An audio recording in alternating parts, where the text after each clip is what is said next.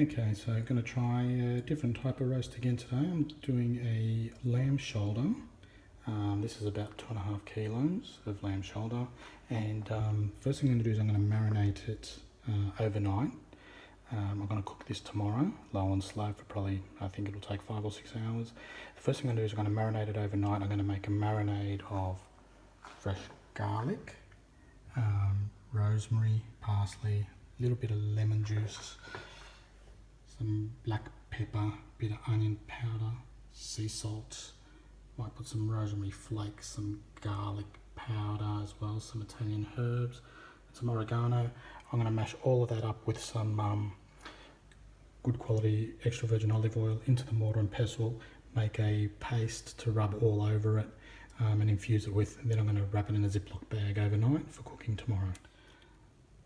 Now this is my garlic and all my herbs, my salt, pepper, and everything mashed up in the mortar and pestle. You can see it's sort of pasty and coming together, and most of those garlic cloves are down as small chunks or mashed up.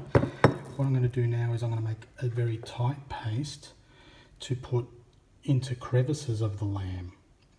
Then with the leftover I'm going to put more oil and make more of a runny marinade, which I'll put into the Ziploc bag overnight with the lamb. But first I want to get a really thick paste with a bit of oil just to get into those crevices. So I'm just going to put, this is extra virgin olive oil, really good quality one that I use. It's probably about 1.5 tablespoons, 2 tablespoons worth there. I'm going to make some incisions into the lamb and shove that into it down close to the bone. So here's what we look like. As well as the olive oil, I've just dropped in there, look, half a lemon that I squeezed. It's a medium-sized lemon, but I didn't squeeze it all the way because quite a lot of juice came out of it. There's still a lot in that lemon, but I'm not going to put it all in, but I thought a bit of lemon as well. And get this spoon out of here. Just to show you like the sort of consistency I'm after. Okay, you can see that it's sort of muddy. That's what I'm after. Not too wet, but not dry either, so I can get it into crevices and the liquid will help it go through the meat and infuse. Then what's left of this, after I put it into some crevices and bits, I'll put probably a good half a cup of olive oil, then I'll drop it in the Ziploc bag and massage it all around the meat and leave it overnight. Okay, so I've made some good incisions there, and I opened them right up by shoving my finger in there, and then I've shoved into those holes and incisions some of that marinade. You can see sort of the holes there and how I've done them with my finger and made them bigger. Then what I've done out of the mortar and pestle is taken the leftover mix and put it into a pouring cup. Now in there I'm going to put lots of oil, and I've put it in there basically because it's going to be easier for me to then put oil in here and pour it out of here into the marinating bag. So yeah, this is good quality extra virgin olive oil, and we're going to put quite a bit so that we make a good liberal paste that will move around nicely and marinate that lamb. So I said about half a cup. Now with everything there, what do we got? Oh look, it's almost a cup, 200 mils, so 200 mils is about a cup. Okay, we're going to mix all that up and then pour it into our Ziploc bag and get that marinating overnight. And here it is, all marinated up, ready to go into the fridge in its Ziploc bag, our lamb shoulder. Okay, so it's Sunday morning, it's roast the lamb shoulder day. So I've got my Weber set up in the snake method again. Putting a pan in there with a water bath to help control the temperature, and it will also help keep the meat moist. I'm putting my lamb in a tray, raised on a little rack there, I don't know if you can see it, but I'm thinking it's going to help to keep the barbecue cleaner, but also I want a gentle cook on this. I don't want the barbecue heat getting too much to it. And a new toy today I bought from America, an iGrill 2. It came with 4 probes, and I also bought the ambient temperature probe to measure the grill temp. So it's going to be interesting to see the difference the ambient temperature probe gives me as opposed to what the Weber thermometer gives me. I'm just getting my beads started to get the snake going. I'm going to get the barbecue up to temp then throw the meat on. I'm going to put it on initially, I think at about I think I'm going to go for 260. Watch it for a couple hours, see how the internal temp of the meat goes. I don't know where exactly to finish this. There are various different reports on what temperature you need the lamb to be at for it to be falling apart. So I'm just going to watch it. Every couple of hours I'll have a look at it, and if I think it needs more, I'll give it more temp. If I think it's going too quick, I'll pull it off. But once I feel that it's done and I can see the meat pulling apart and the bone coming out fairly easy, I'll read where the temp is and I'll make a note that that's the temp we need for next time.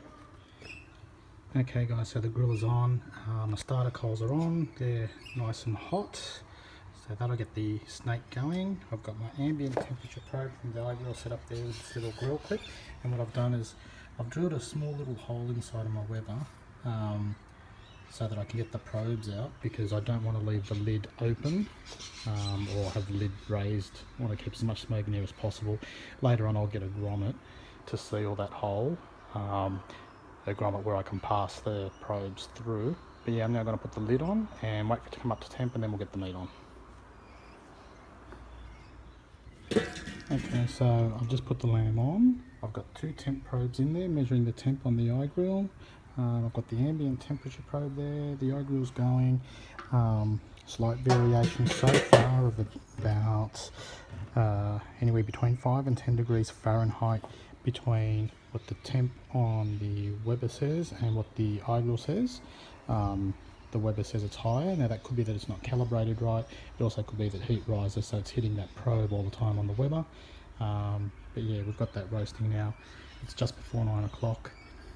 I'm going to leave it a few hours, watch the app on the phone for the iGrill, see what it says, see how things go, and yeah, we'll go from there. Okay, it's just after 12 o'clock. We're at the 3 and a bit hour mark. The grill temperature here on the iGrill is saying 276, so I don't know if you'll be able to see that or not, or if it's flashing. The meat temp, the 2 probes, one is saying 136, one is saying 139, so I'll take that as being fairly accurate because they're both about the same. 276 on the grill temp's a bit high, but I'm figuring that is because the snake is moving around now closer to the where the probe is, so it'll be getting more direct heat. But let's have a look now. This is our first look after 3 hours at how the lamb is looking. Here we go.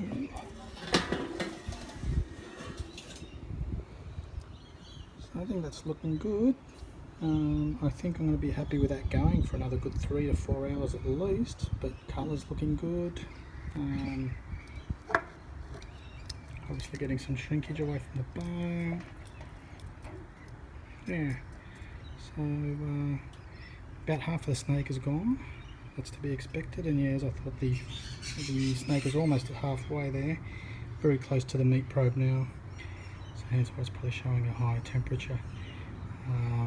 So yeah, we're going to monitor that still, leave that for another 3-4 hours at least, I guess, see how she goes. Okay, it's 3:30 in the afternoon, so this has now been going for 6.5 hours. I've just opened it up, given the lamb a bit of a baste with the residual olive oil and garlic mix that was in the marinating bag.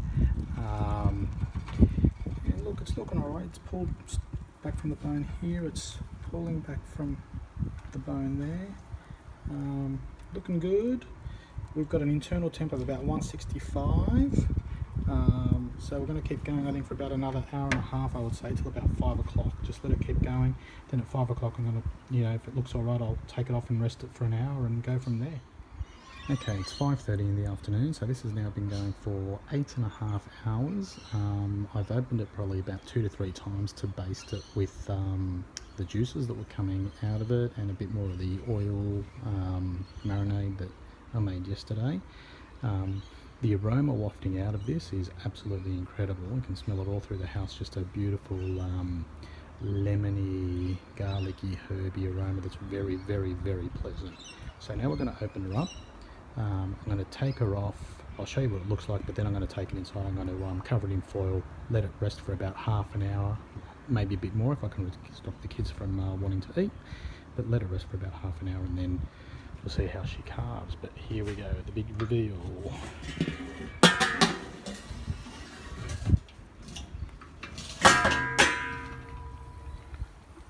see the bone there heavily exposed, which is a good sign. Bone there heavily exposed too, so I think we're looking good. Time to take her in and wrap, I would say. Rested for half an hour. It would also be nice without Bone pulling up nice. eating it plain. Yeah, the gyros is good. You have to have chips. It's got good colour.